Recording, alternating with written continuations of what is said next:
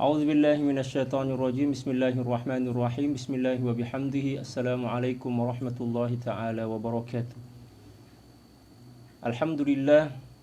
Innal hamdalillah nahmaduhu wa nasta'inuhu wa nastaghfiruh wa na'udzu billahi min shururi anfusina wa min sayyiati a'malina. May yahdihillahu fala mudilla lahu wa may yudlilhu falan tajida lahu waliyyan mursyida. وأشهد أن لا إله إلا الله وحده لا شريك له وأشهد أن سيدنا وحبيبنا وقرة أعيننا محمدا عبده ورسوله اللهم صل وسلم وبارك على هذا النبي الكريم وعلى آله وصحبه ومن تبعهم بإحسان إلى يوم الدين اللهم اغفر لأمة سيدنا محمد صلى الله عليه وسلم وأصلح أمة سيدنا محمد صلى الله عليه وسلم وفرج عن أمة سيدنا محمد صلى الله عليه وسلم وارحم أمة سيدنا محمد صلى الله عليه وسلم وألف بين قلوب أمة سيدنا محمد صلى الله عليه وسلم لما تحب وترضاه وافتح لنا فتوح العارفين بك بحق سيدنا محمد صلى الله عليه وسلم سبحانك لا علم لنا إلا ما علمتنا إنك أنت العليم الحكيم ولا حول ولا قوة إلا بالله العلي العظيم رب اشرح لي صدري ويسر لي أمري واحلل عقدة من لساني يفقهوا قولي Wassallallahu ala sayyidina Muhammad wa ala alihi wa sahbihi wa sallam. Alhamdulillahi rabbil alamin.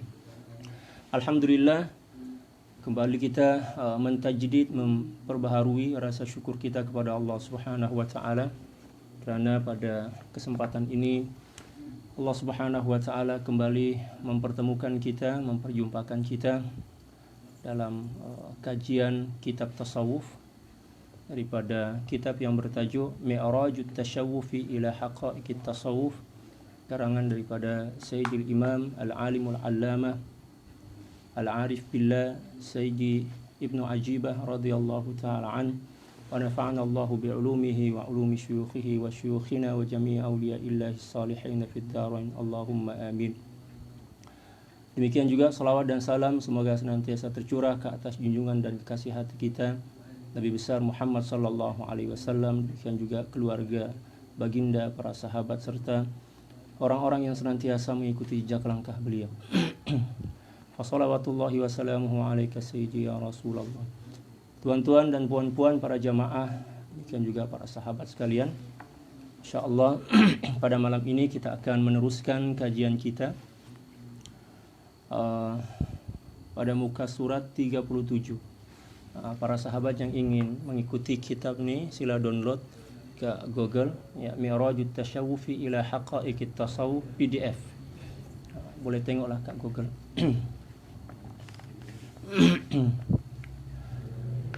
Pada muka surat 37 ya, kitab asal dia.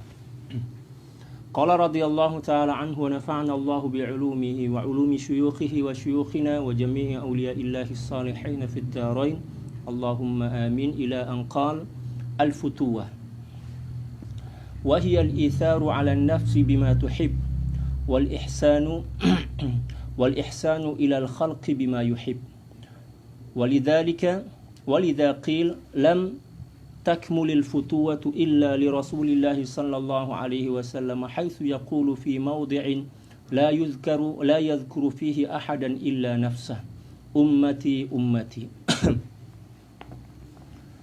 وقيل ألا ترى لنفسك فضلا على غيرك والفتي لا من لا خصم له ومرجعها إلى السخاء والتواضع والشجاعة في مواطن الاضطراب وفتوة العامة بالأموال وفتوة الخاصة بالنفوس الخاصة بالأرواح وبذل المهج في جانب المحبوب. Itulah kitab asal dia. Kita akan membahas satu persatu atau sepenggal demi sepenggal daripada apa yang telah dibaca tadi. Sorry. Okay. Ya. Istilah nomor 29 al-futuwah. Apa maksud daripada al-futuwah? Al-futuwah ialah mendahulukan orang lain ketimbang atau dibandingkan keinginan nafsu tentang hal yang engkau cintai atau sukai. Ya, mendahulukan orang lain ya dibandingkan diri kita sendiri. Ya. Allah. Dan ini telah dicontohkan oleh para sahabat di zaman baginda Rasulullah sallallahu alaihi wasallam ketika mereka mendahulukan sahabat yang lain di saat mereka kehausan, sehingga menyebabkan atau menjadi sababun nuzul suatu ayat dalam Al-Qur'an. Allah Subhanahu wa taala berfirman, "Wa yu'thiruna 'ala anfusihim walau kana bihim khassasah." Mereka mendahulukan orang lain dibandingkan diri mereka, ya, walaupun sebenarnya mereka perlu kepada sesuatu yang diberikan kepada orang lain, atau diistilahkan dengan al-isar. Al-isar ini merupakan satu di antara akhlak kenabian yang cukup luhur, yang sangat luhur, yang menunjukkan betapa Islam merupakan agama yang tidak mementingkan diri sendiri. Kita diajarkan oleh Islam untuk muasah, untuk berbagi, ya, untuk mempunyai sifat empati kepada siapapun yang ada di sekitaran kita. Sama ada dia adalah keluarga kita, jiran kita, ataupun mungkin orang yang tidak kita kenali. Jadi Islam telah meletakkan kepentingan orang lain di atas kepentingan kita, ketika kita masih mampu lagi untuk bertahan. Adapun ketika kita tak mampu untuk bertahan dan pada masa yang bersamaan di sekitaran kita juga ada orang yang perlu kepada apa yang kita perlukan, akan tetapi pada masa itu kita tak mampu bertahan, ya, maka kita kena mendahulukan diri kita sendiri. Macam itu. Adapun bila mana kita perlu kepada barang itu atau benda itu, dan pada masa yang bersamaan kita juga masih mampu untuk bertahan, maka kita bagilah kepada orang lain. Barulah kita mendapatkan futuwah. Yang dimaksud dari futuwah dalam istilah ini adalah al-isaru 'ala nafsi bima tuhib, mendahulukan orang lain atas diri kamu tentang atau dengan apa yang engkau cintai. Dan nilai futuwah ini telah diterangkan oleh Allah Subhanahu wa taala dalam Al-Qur'an pada surah Ali Imran ayat pertama pada juzuk yang keempat. Allah Subhanahu wa taala berfirman, "Lan tanalul birra hatta tunfiqu mimma tuhibbun." Kamu tidak akan menggapai dan meraih suatu kebaikan yang sempurna kecuali bila mana engkau telah mampu menginfakkan atau memberikan apapun yang paling engkau cintai kepada orang lain. Dan itu merupakan satu di antara makna atau pengertian dari al-futuwah yang diajarkan oleh baginda Rasulullah sallallahu alaihi wasallam dan juga telah dipraktikkan atau diamalkan oleh para sahabat. Itu yang pertama. Yang kedua, wal ihsanu ilal khalqi bima yuhib. Dan senantiasa berbuat baik kepada seluruh makhluk, ya, bima yuhib, dengan apa yang mereka cintai, dengan apa yang mereka perlukan, dengan apa yang mereka harapkan. Oleh sebab itu baginda Rasulullah sallallahu alaihi wasallam bersabda dalam satu hadis yang diriwayatkan oleh Imam Bukhari, demikian juga imam yang lain, yang menjelaskan tentang makna daripada apa yang dijelaskan oleh Sayyid Ibnu Ajibah radhiyallahu taala an dalam kitab ini. Baginda Rasulullah sallallahu alaihi wasallam bersabda, kama qala sallallahu alaihi wasallam, la yu'minu ahadukum hatta yuhibba li akhihi ma yuhibbu li nafsihi. Ya, hatta yuhibba li akhihi ma yuhibbu li nafsihi. Tidak akan sempurna salah seorang di antara kalian, ya, iman salah seorang di antara kalian kecuali bila mana dia telah mampu mencintai apa yang dicintai oleh saudaranya.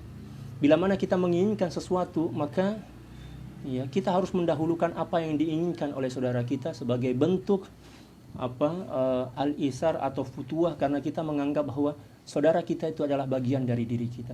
Ketika kita memberikan sesuatu yang kita perlukan dan kita butuhkan dan kita masih mampu bertahan kepada sahabat kita, hakikatnya kita sedang memberikan barang itu atau benda itu kepada diri kita sendiri, karena kita telah terikat dengan persaudaraan, ya, seiman.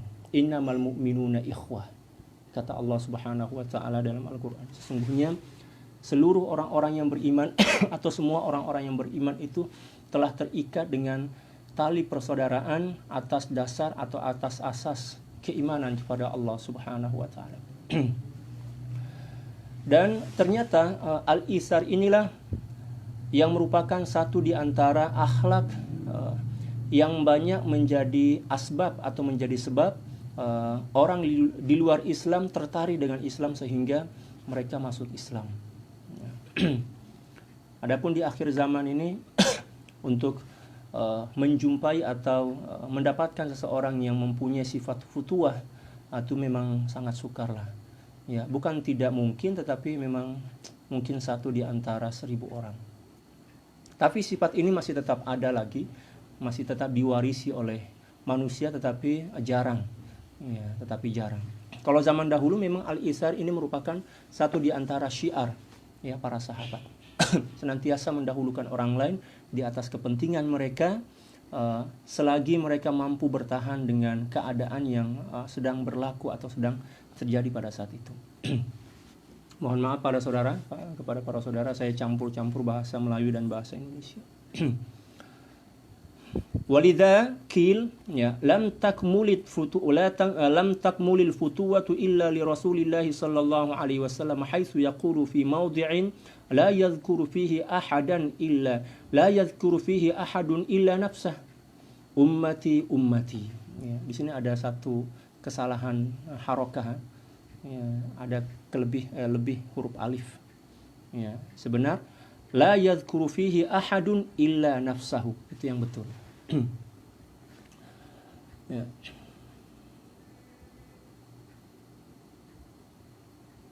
Oleh sebab itu dikatakan ya, bahwa tidaklah futwa itu sempurna kecuali pada diri baginda Rasulullah sallallahu alaihi wasallam sahaja.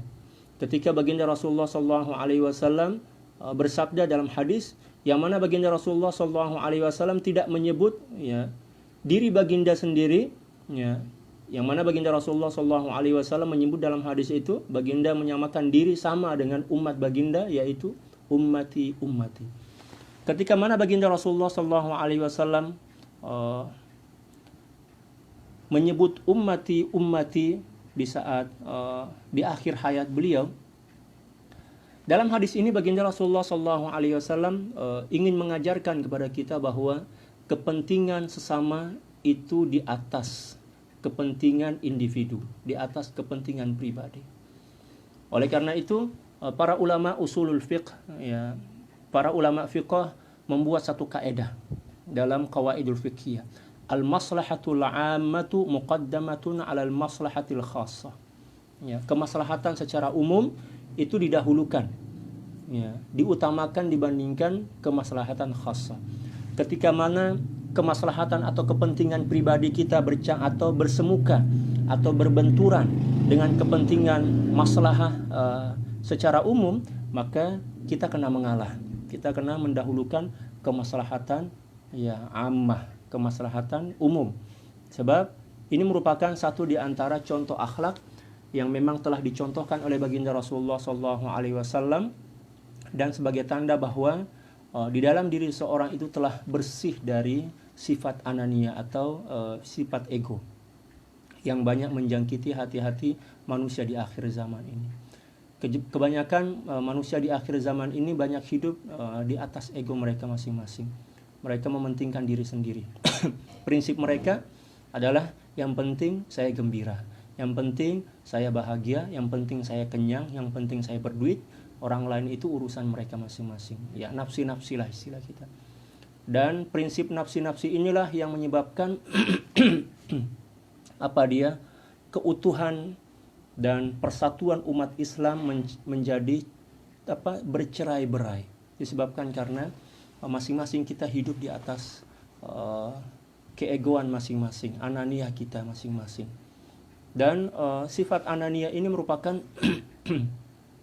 sifat yang diwariskan oleh iblis kepada orang-orang yang hatinya sakit, pada orang-orang yang hatinya penuh dengan keburukan, sehingga menyebabkan kehidupannya semakin rusak dan semakin porak-poranda. Dan ini perlu kita buang, sifat ego ini perlu kita tundukkan, dan kita diajar untuk mengedepankan kemaslahatan umum dibandingkan kemaslahatan pribadi kita.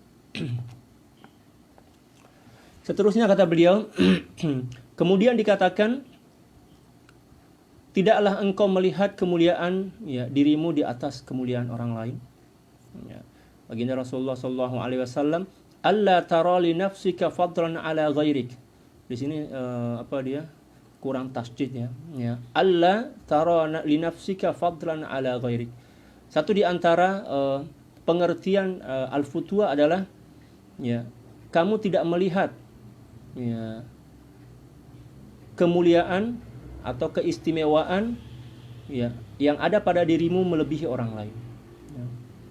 Kita tidak mulia, lebih hebat, demikian juga lebih kaya, lebih pandai, lebih terhormat dibandingkan orang lain. Nah, ketika sifat itu telah melekat pada diri kita atau ketika akhlak itu telah ada pada diri kita, itu bermakna bahwa sifat futwa itu telah melekat pada diri kita. Dan sifat futwa ini merupakan satu di antara sifat kenabian. Ya, sifat kenabian yang telah diwariskan oleh baginda Rasulullah SAW kepada umat melalui para sahabat. Orang yang mempunyai sifat ini tidak akan pernah berdebat dengan siapapun, ya, sebab dia akan senantiasa mengalah. Ya. Tidak ada keinginan dan hawa nafsu yang senantiasa mendorongnya untuk berdebat, karena dia menganggap bahwa mendebat atau berdebat dengan sama muslim itu adalah sesuatu yang menyakitkan. Dan bila mana dia melakukannya, itu bermakna dia mementingkan diri sendiri. Ya, dan dia menganggap bahwa dirinya lebih pintar, lebih pandai, lebih terhormat dibandingkan orang lain, sehingga memaksa dirinya untuk mendebat dan mempersalahkan orang lain. Ya, dan itu adalah satu di antara sifat yang sangat buruk yang banyak melekat pada hati manusia akhir zaman ini. Oleh karena itu, pendekatan melalui ilmu tasawuf dalam membersihkan jiwa dan hati kita ini wajib kita lakukan. Mempelajari ilmu tasawuf ini adalah sesuatu yang hukumnya fardu ain, seperti yang telah dijelaskan oleh Al-Imam Al-Ghazali dalam kitab Ihya Ulumuddin, demikian juga Al-Imam Abdurrahman As-Suyuti dalam kitab Al-Ashbah wan Nadhair. Jadi belajar tasawuf ini bukan sesuatu yang menakutkan ya. Ya. Banyak orang yang takut belajar ilmu tasawuf karena mereka beranggapan bahwa belajar ilmu tasawuf ini adalah mempelajari ilmu tentang kebatinan. Bukan. Ilmu tasawuf itu adalah ilmu yang mengajarkan kepada kita tentang tata cara untuk membersihkan hati kita dengan dari dosa, sifat-sifat buruk, demikian juga dari kebergantungan, ya, demikian juga kecenderungan selain kepada Allah Subhanahu wa taala melalui jalan syariat. Memang tidak dipungkiri bahwa beberapa puluh tahun terakhir ini ajaran tasawuf banyak dicemari oleh ajaran-ajaran yang tidak ada hubung kaitnya dengan ajaran tasawuf. Ya. Misalnya di Indonesia, demikian juga di Malaysia, saya banyak berjumpa dengan orang-orang yang salah dalam memahami tasawuf seperti yang telah disebutkan oleh para ulama dalam kitab-kitab mereka. Ketika kita menyampaikan atau memperkenalkan ilmu tasawuf, mereka itu menganggap seakan-akan ilmu tasawuf ini adalah suatu ilmu yang hanya diperbolehkan atau hanya boleh dipelajari oleh orang-orang khusus, ya kan? Orang-orang yang sudah tua misalnya, atau orang-orang yang telah mapan dalam beribadah, atau orang-orang yang telah mempunyai ilmu yang tinggi, ya, walaupun sebenarnya tidak seperti itu. Ya. Tasawuf adalah ilmu yang mengajarkan kepada kita tentang akhlak, budi pekerti yang mulia. Dan siapapun sangat perlu kepada akhlak dan budi pekerti. Ya. Sama ada seseorang itu masih di umur belia, yang masih kecil, masih muda, demikian juga orang tua. Sebab setiap peringkat umur itu mempunyai aturan-aturan, demikian juga adab-adab yang perlu kita pelajari dan yang perlu kita praktikkan dalam kehidupan kita. Ya. Dan berkaitan atau berkenaan dengan akhlak nih, mempelajari tentang akhlak setakat dijelaskan dalam kitab-kitab tasawuf. Jadi belajar tasawuf itu bermakna kita sedang belajar akhlak. Ya. Seperti yang telah dijelaskan oleh para ulama, at-tasawufu kulluhu akhlaq. Faman zada 'alaika bil akhlaq, zada 'alaika bit tasawuf. Ya. Seluruh rangkaian ajaran tasawuf adalah ajaran tentang akhlak, budi pekerti. Dan sesiapa orang yang akhlak dia semakin bertambah, maka bermakna nilai-nilai tasawuf yang ada pada jiwanya telah pun bertambah. Dan akhlak ini merupakan kemuncak daripada ajaran yang dibawa oleh baginda Rasulullah SAW, seperti mana yang telah dijelaskan oleh baginda dalam hadis beliau baginda bersabda kama qala sallallahu alaihi wasallam, innama bu'itsu liutammima makarimal akhlaq. Sesungguhnya tidaklah saya diutus oleh Allah Subhanahu wa taala kecuali untuk menyempurnakan akhlak mulia. Ya. Menyempurnakan akhlak bermakna mempelajari ilmu tasawuf. Itu maksud dia. Ya. Yang pernah saya kunjungi, ramai orang yang menganggap bahwa belajar tasawuf ini adalah belajar tentang ilmu gaib. Ilmu macam mana cara seseorang boleh bertukar menjadi binatang-binatang tertentu, atau ilmu yang mengajarkan tentang macam mana kita boleh kebal, macam mana kita boleh menghilang, macam mana kita boleh berjalan di atas air, demikian juga boleh meramalkan perkara-perkara yang sifatnya gaib. Nah, sebenarnya itu bukan ilmu tasawuf. Ilmu tasawuf tak pernah mengajarkan perkara-perkara seperti itu. Ya, tuan-tuan dan puan-puan serta para jamaah boleh baca dalam kitab-kitab tasawuf yang mu'tabar dan mu'tamad. Tak ada seorang ulama pun ya, dari golongan para sufi ahli tasawuf yang mengajarkan ilmu-ilmu macam itu. Ya, atau ilmu rajah misalkan. Buat satu rajah. Rajah itu kalau dalam bahasa Indonesia macam azimat lah, macam rajah, sama mungkin istilah kita ya, rajah. Gambar situ ada 1x1, macam-macam lah.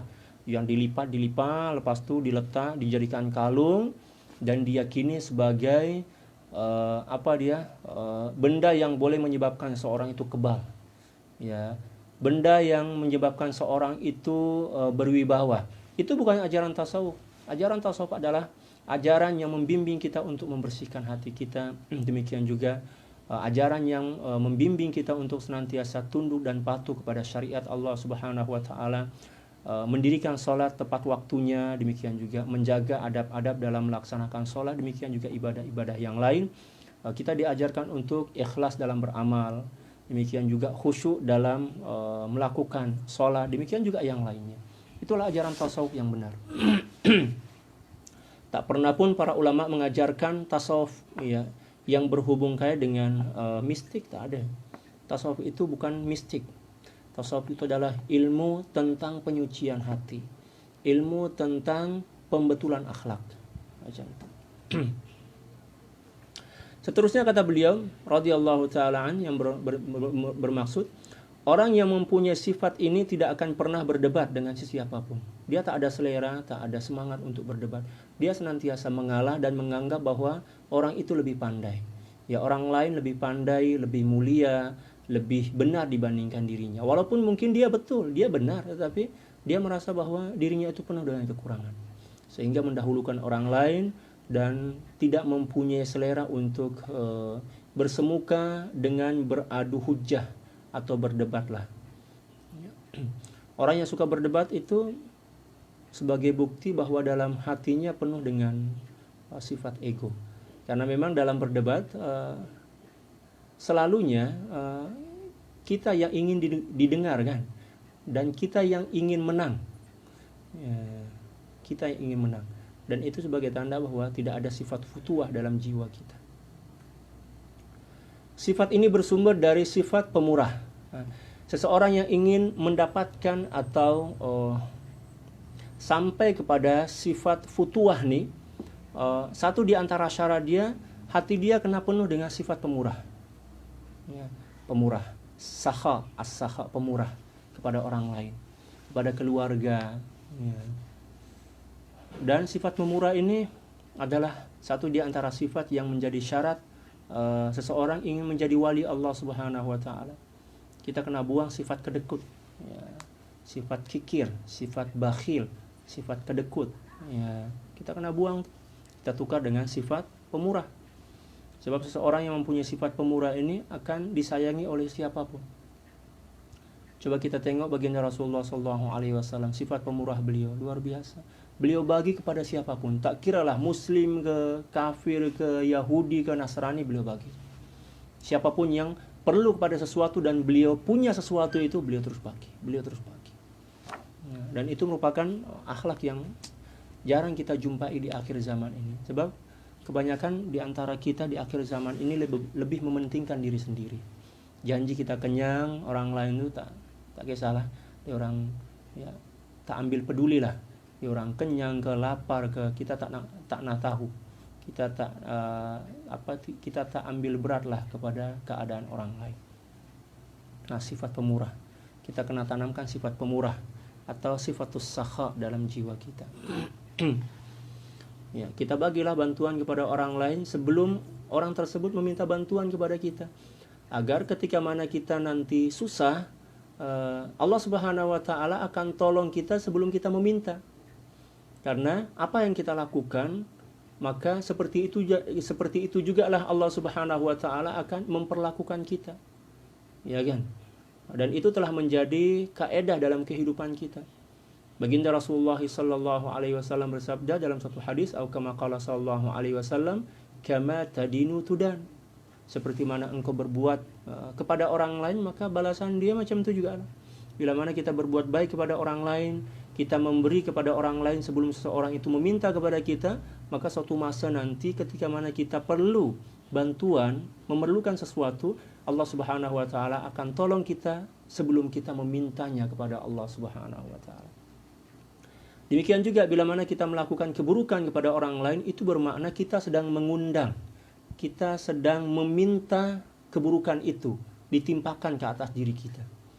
Ya, seperti mana yang telah difirmankan oleh Allah Subhanahu wa taala dalam suratul Isra.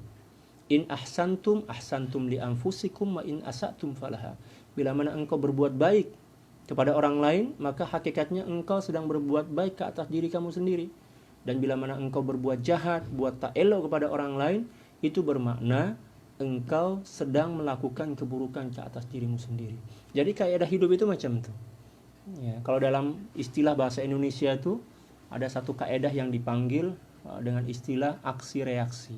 Seperti mana kita berbuat kepada sesuatu, maka balasannya pun macam itu. Macam orang yang menepuk air di atas dulang, istilah kita. Ya, air itu akan terpercik kepada muka kita sendiri. Ya, atau macam orang yang meludah ke atas langit. Ya kan? Ya, meludah ke atas langit, maka ludah itu akan mengenai mukanya sendiri. Ya, jadi bila mana kita berbuat jahat kepada orang lain, maka Allah akan balas.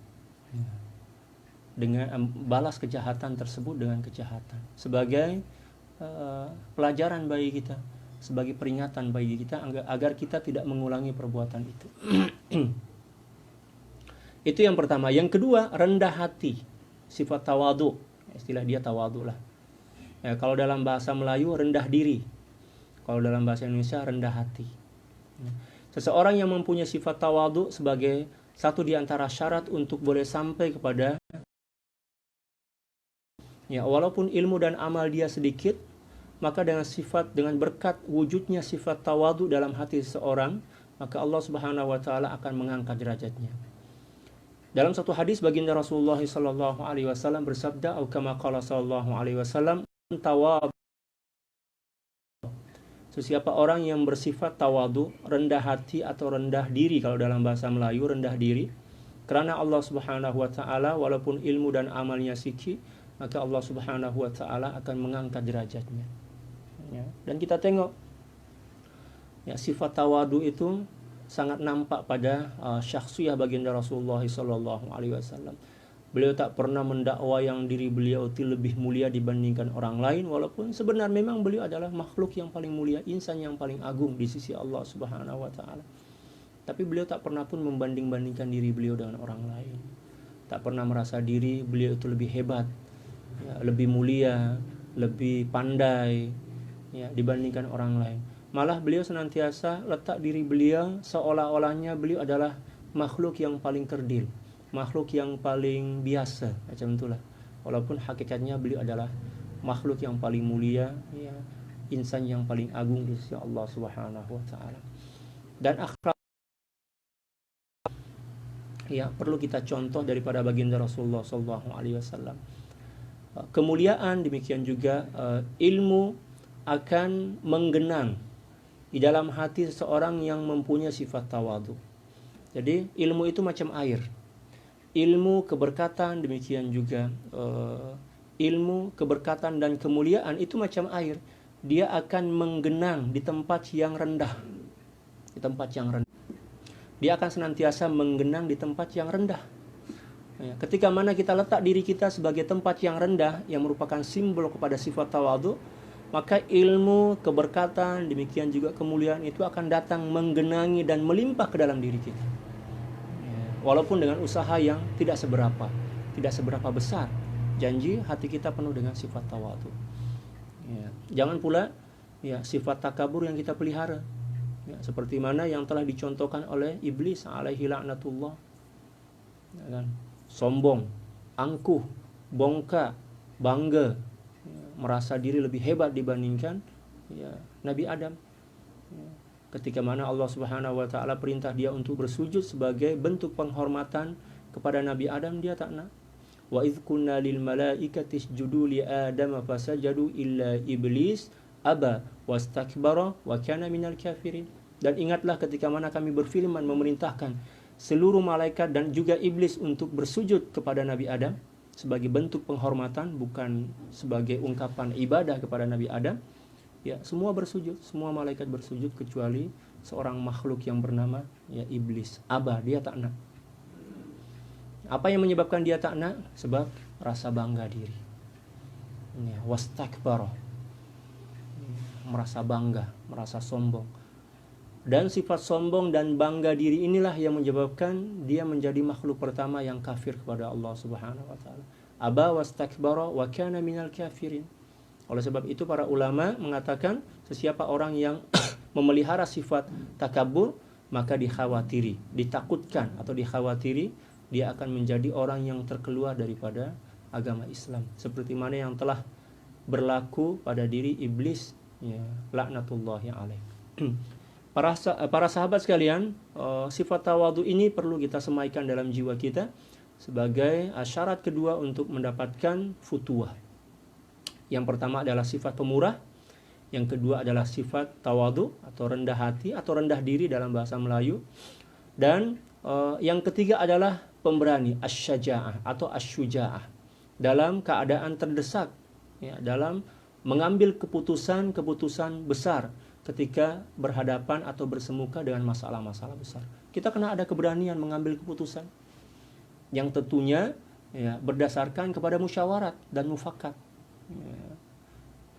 Jangan pula kita ambil keputusan berkenaan dengan kemaslahatan umum, kita ambil keputusan seorang atau seorang diri, tak boleh. Kita kena musyawarat untuk mendapatkan mufakat. Dan apa yang kita mufakati itulah yang kita amalkan sebagai solusi, dan itu perlu kepada keberanian, syuja'ah atau syaja'ah. Ya. Inilah 3 syarat seseorang boleh memperoleh atau mendapatkan sifat futuwah. Ya. Yang pertama kena ada sifat pemurah, yang kedua adalah tawadhu, rendah hati atau rendah diri dalam bahasa Melayu, dan yang ketiga adalah sifat asy-syaja'ah.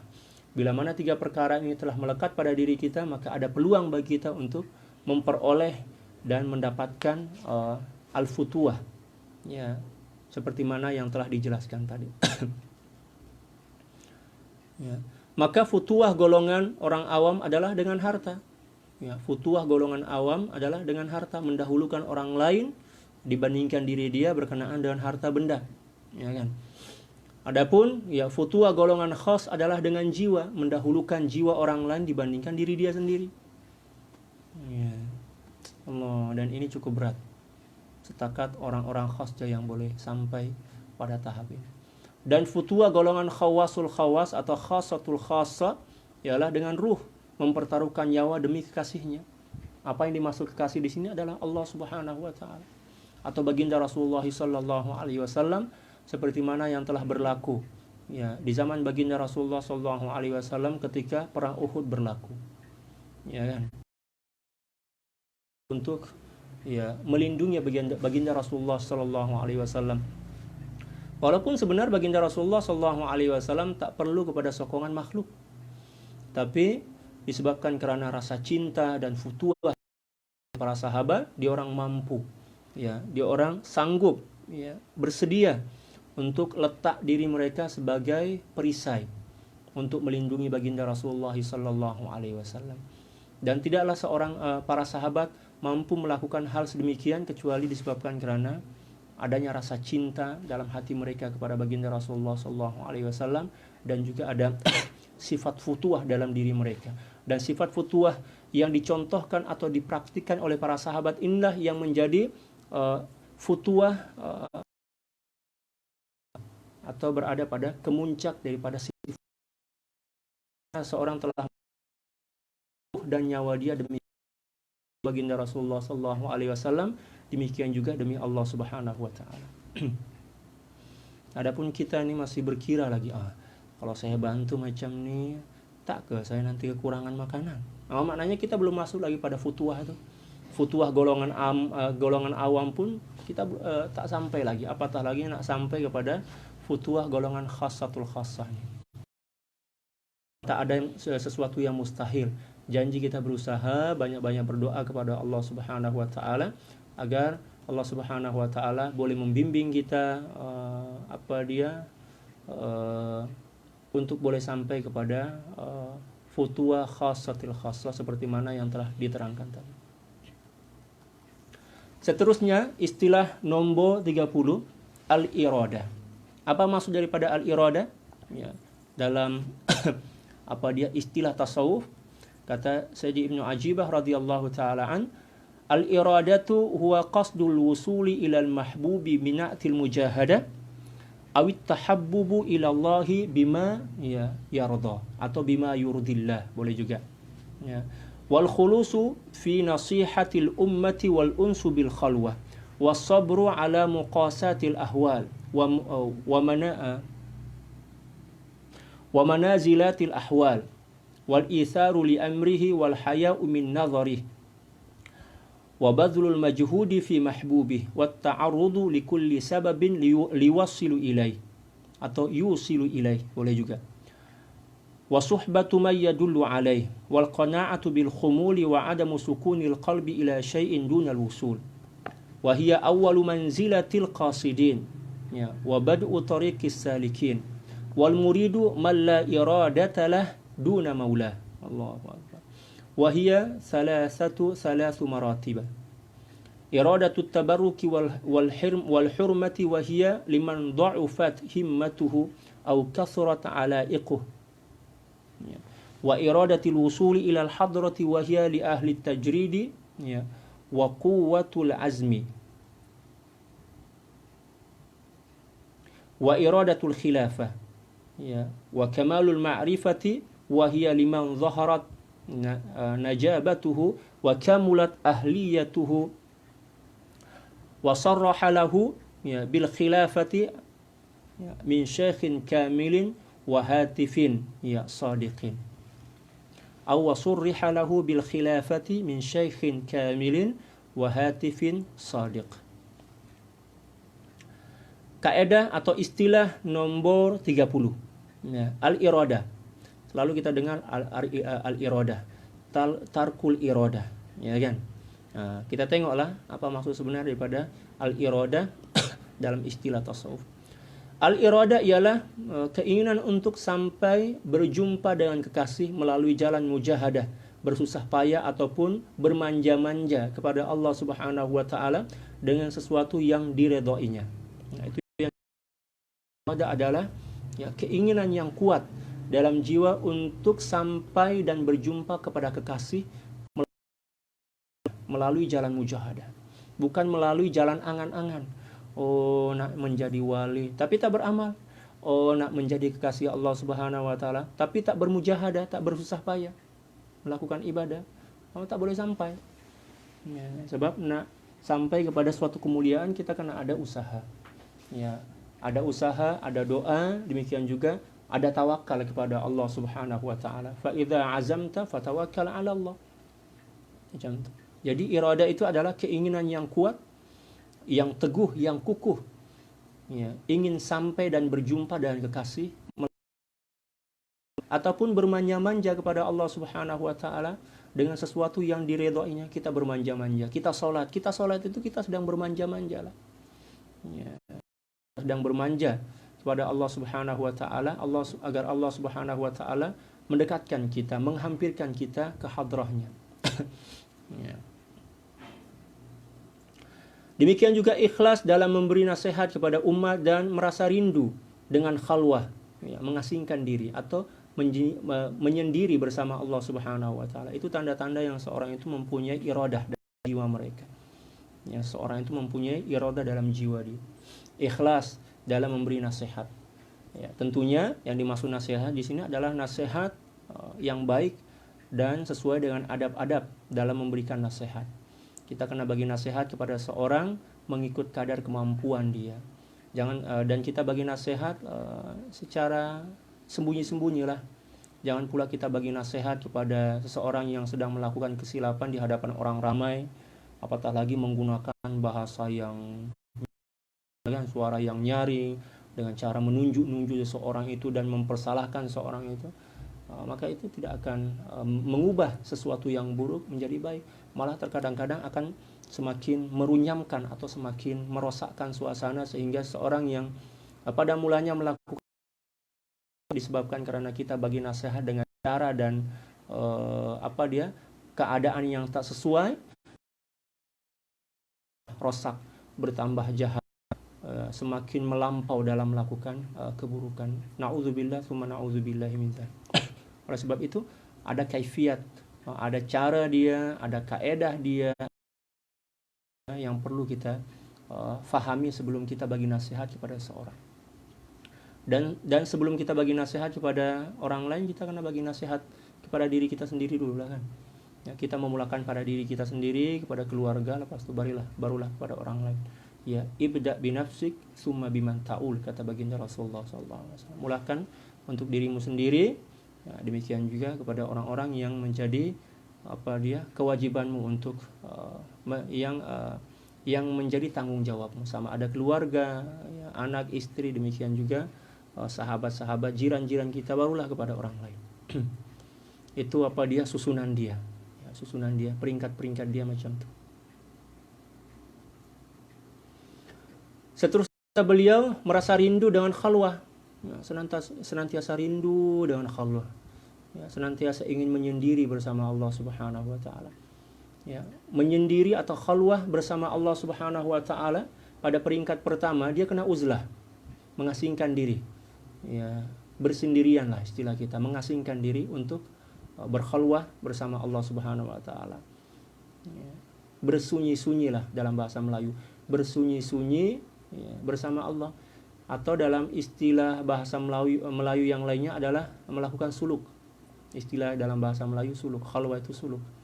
Ya, menyendiri, ya, mengasingkan diri daripada makhluk, ya, untuk bermanja-manja melalui ibadah dan zikir kepada Allah Subhanahu wa taala. Itu bagi para pemula. Adapun bagi para wasilin, seseorang yang telah sampai kepada kemuncak ma'rifah kepada Allah Subhanahu wa taala, untuk berkhalwah bersama Allah Subhanahu wa taala, dia orang tak perlu dah untuk mengasingkan diri atau beruzlah, tak perlu. Ya, mereka telah mampu melakukan al-khalwah fil jalwah, ya, mengasingkan hati bersama Allah Subhanahu wa taala dalam keramaian, dan itu setakat boleh dilakukan oleh seseorang yang telah sampai kepada kemuncak ma'rifah kepada Allah Subhanahu wa taala setelah melalui mujahadah yang begitu berat, ya, pembersihan jiwa dengan sebenar-benar kebersihan, penyucian di bawah bimbingan seorang mursyid yang kamil dan mukammil. Seperti itu kaedah-kaedah dan susunan-susunan dia.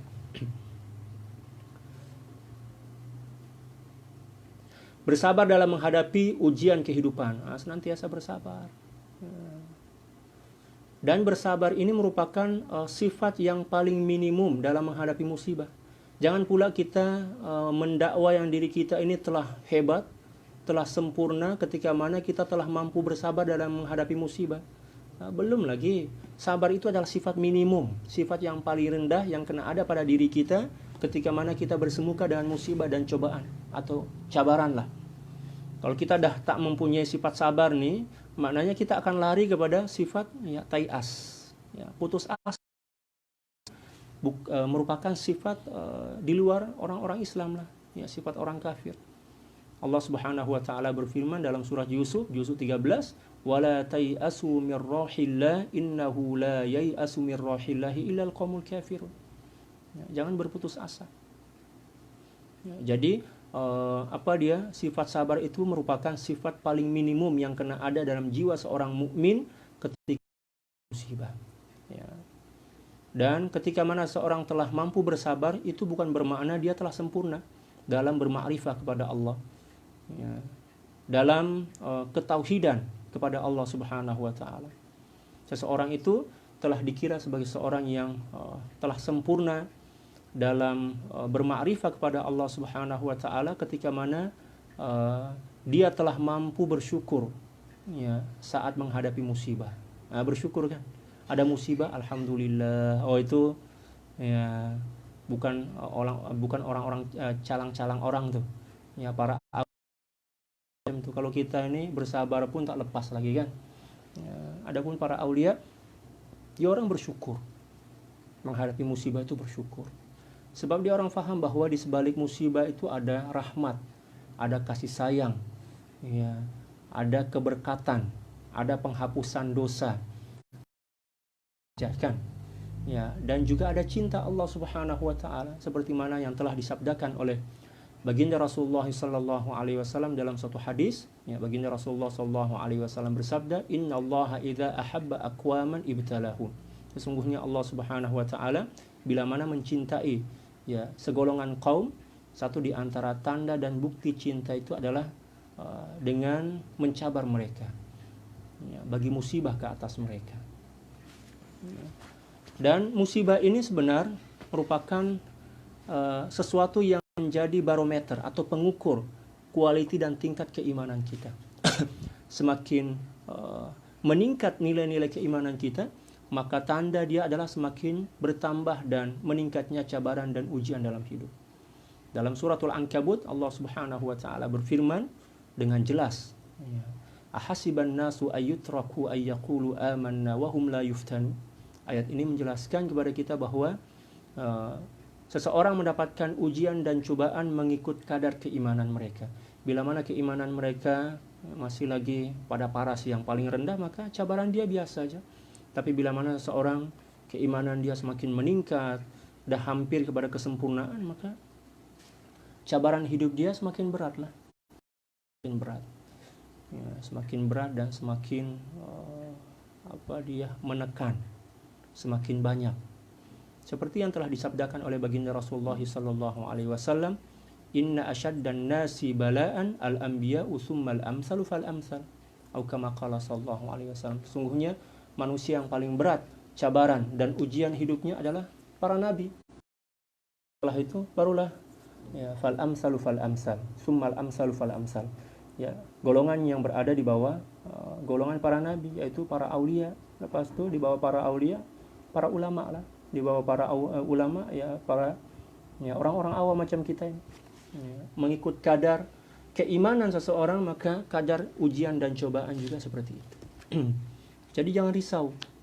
Cobaan, tidaklah Allah Subhanahu wa taala menurunkan satu cobaan untuk menghimpit dan menyiksa kita, kan? Akan tetapi cobaan itu merupakan rahmat dan kasih sayang daripada Allah Subhanahu wa taala. Dengan tujuan, ya, sekurang-kurangnya untuk memperingatkan kita, untuk mengingatkan kita, ya, untuk menyadarkan kita daripada kelalaian dan dosa-dosa kita. Ya. Dan musibah juga bertujuan untuk litakfiris sayyi'at, menghapuskan dosa-dosa kita. Demikian juga raf'ud darajat, mengangkat derajat kita. Ya, macam itulah. Jadi kita kena tetap berbaik sangkalah kepada Allah Subhanahu wa taala atas apapun yang berlaku dalam kehidupan kita. Seperti mana yang saat ini sedang berlaku di Malaysia saat ini, ya, masa kurungan atau tak boleh keluar rumah itu ditambah 2 minggu kan. Ya, maknanya sampai 14 hari bulan April lah. Alhamdulillah, kita terima aja apa yang Allah Subhanahu wa taala telah tetapkan. Sambil kita memperbetulkan hati kita, memperbetulkan akhlak kita, kita muhasabah lah. Kita cek semula, ya, hati kita. Adakah hati kita telah bersih daripada sifat-sifat buruk, ya, sifat tamak, dosa-dosa dan keserakahan kepada dunia. Itu kita kena bersihkan di masa-masa kita berkurung ini. Agar kita mendapatkan natijah dan matlamat sebenar daripada turunnya musibah daripada Allah Subhanahu wa taala ke atas diri kita.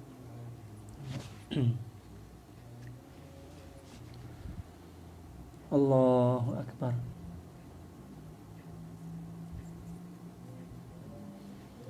Bersabar dalam menghadapi ujian kehidupan, ya, melalui tahapan-tahapan ahwal kondisi spiritual, mendahulukan perintahnya, malu dari pandangannya.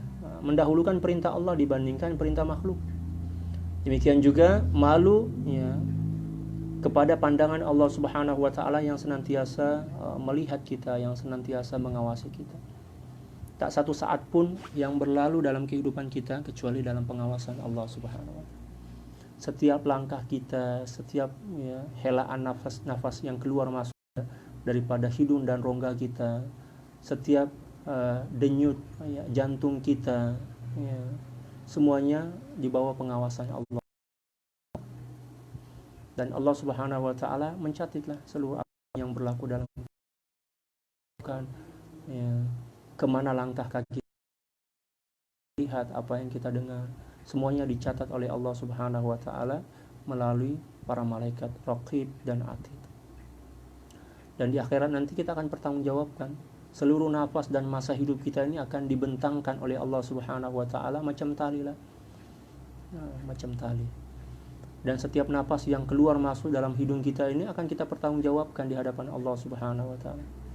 Kita bernapas dalam sehari semalam ini, kata Al-Imam Sya'rani radhiyallahu taala, kalau sekiranya kita sehat tak kurang daripada 24.000. Ya, agak-agak dalam 24.000 kali kita bernapas. Maknanya setiap hari kita sedang menghimpun 24.000 soalan berkenaan setiap nafas yang keluar masuk dalam hidung kita. Campur pula dengan setiap langkah kita, tatapan mata kita, denyutan jantung kita, ya kan? Ayunan tangan kita, gerakan tangan kita, macam itu.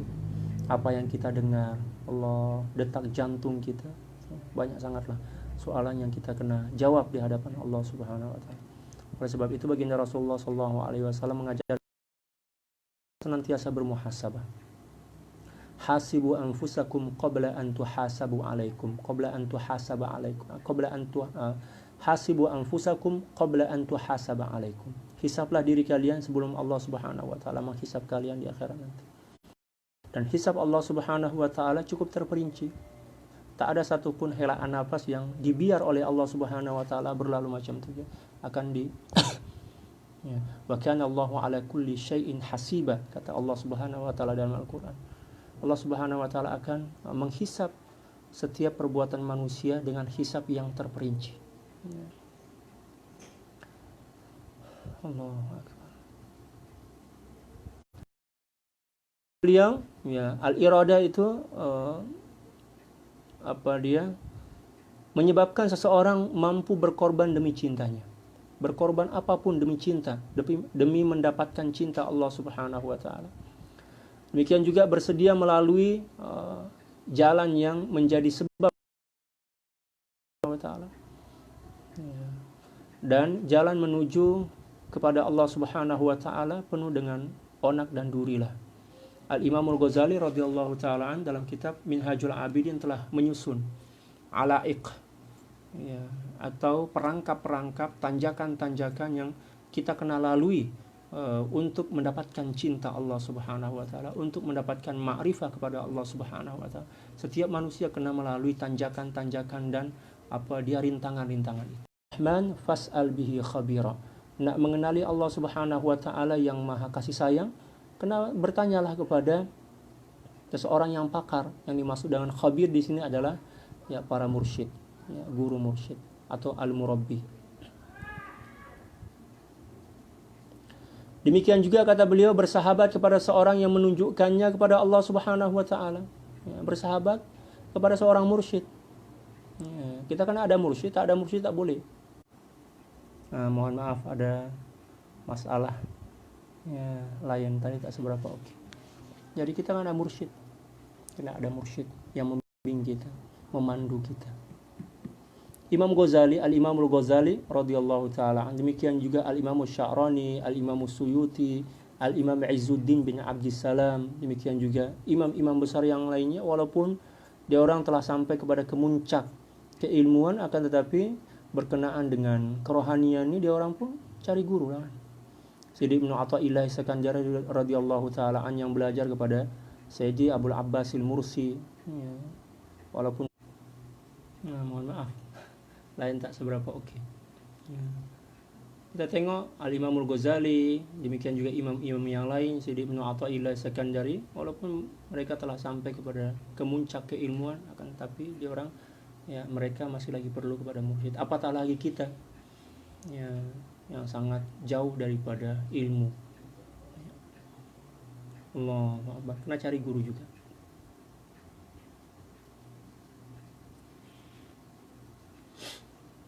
Nah, seterusnya kata beliau radhiyallahu taala an, bersahabat kepada seorang yang menunjukkannya kepadanya dan merasa cukup dengan keterasingan dan tak ada rasa tentram di hati kepada segala sesuatu selain kepada kekasihnya yang dicintai, yaitu Allah Subhanahu wa taala. Seseorang yang sedang melakukan as-sair ilallah, perjalanan rohani menuju kepada Allah Subhanahu wa taala, pada mulanya di tengah-tengah masyarakat dia akan diasingkan. Dia dianggap dan dikira sebagai seorang yang mempunyai cara hidup yang pelik lah, yang asing. Ya kan? Yang gorib. Memang macam tu kehidupan para salikin, ya, para sairin, ya, atau qasidin menuju kepada Allah Subhanahu wa taala. Kehidupan mereka terasa asing, terasa pelik lah, istilah kita gorib.